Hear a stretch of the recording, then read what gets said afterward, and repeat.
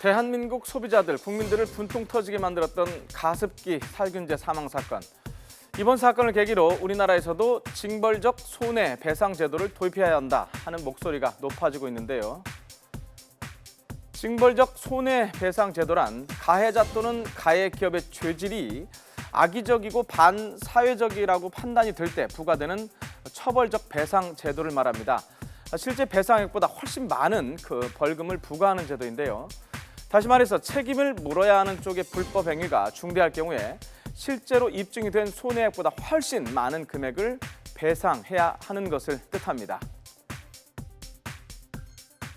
영국이나 미국 이런 데는 기본적으로 징벌적 손해배상이라고 해서 실제 발생한 손해보다 수배 또는 수십 배에 이를 정도로의 아주 가혹한 수준의 손해배상 책임을 물을 수 있고요. 옥시가 우리나라에서 이렇게 미온적으로 대처했는지에 대해서는 사실은 옥시의 개인적인 어떤 법인의 문제보다는 제도적인 차원에서의 차이점이 있습니다.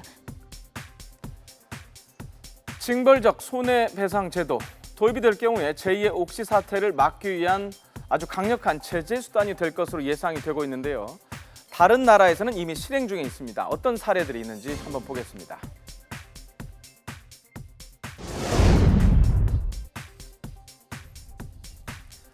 징벌적 손해배상의 최초의 사례는 아주 오래전으로 올라갑니다. 1763년 영국, 이 공교롭게도 영국이네요. 영국이 배경인데요. 영장 없이 압수수색을 당했던 출판업자 허클이 국가를 상대로 한 손해배상 청구 소송에서 처음으로 징벌적 손해배상이 인정이 된 건데요.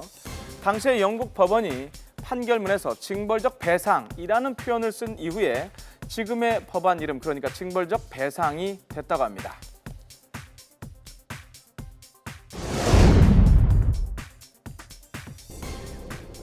징벌적 손해배상 사례의 가장 최근 사건은 미국 존슨앤존슨의 베이비 파우더 사건입니다. 미국의 한 소비자가 지난 40년간 베이비 파우더를 여성 위생에 사용을 하다가 5년 전에 난소암 진단을 받은 뒤에 소송을 제기했습니다.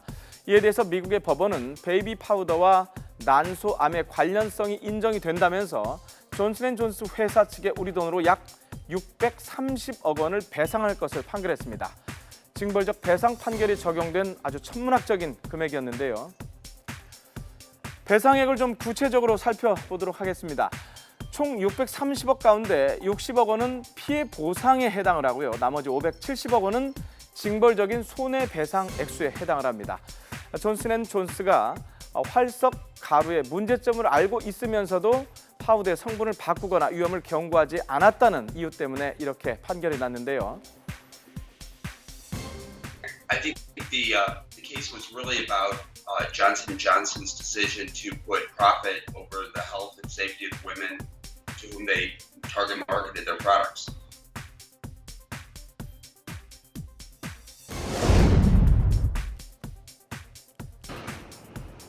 지난 1992년 맥도날드 사건도 징벌적 손해배상의 대표적 사례인데요. 미국의 한 할머니가 커피를 구입한 뒤에 뚜껑을 열다가 엎질렀는데 이 과정에서 수술이 필요할 정도의 심한 화상을 입었습니다. 이에 대해서 법원은 일반 손해금에다가 추가를 해서 64만 달러, 당시 우리 돈으로 6억 5천만 원을 배상하라는 징벌적인 손해배상 판결을 함께 내렸습니다. 맥도날드가 커피가 너무 뜨겁다는 소비자 불만을 수백 건 이상 받고도 제대로 조치를 하지 않았다는 이유에서였습니다. 징벌적 손해배상의 해외 사례를 살펴봤는데요. 그런데 일각에서는 진정성 있는 책임 배상이 이루어지려면 징벌적 손해배상과 전체 피해자가 배상받는 이른바 집단 소송법이 함께 도입이 돼야 한다는 목소리도 나오고 있습니다. 어제 국회에서 두 법안의 도입을 촉구했던 더민주의 서영교 의원의 말을 먼저 들어보겠습니다. 이렇게 제가 이 가습기 살균제 관련한 피해자들이 광화문에서 1인 시위를 하고 있었습니다. 그런데 이 소송하는데 돈도 많이 듭니다. 시간도 너무나 많이 듭니다. 그리고 이 가습기 살균제가 문제가 있어서 우리 아이가 세상을 떠날 수밖에 없었다라고 하는 것을 피해자 측에서 증명해야만 합니다. 빨리 옥시가 이 피해자들에게 사과하고 대책을 세울 수 있도록 하려면 우리나라에서 집단소송제가 통과되어야만 합니다. 전체적으로 살펴봤는데요.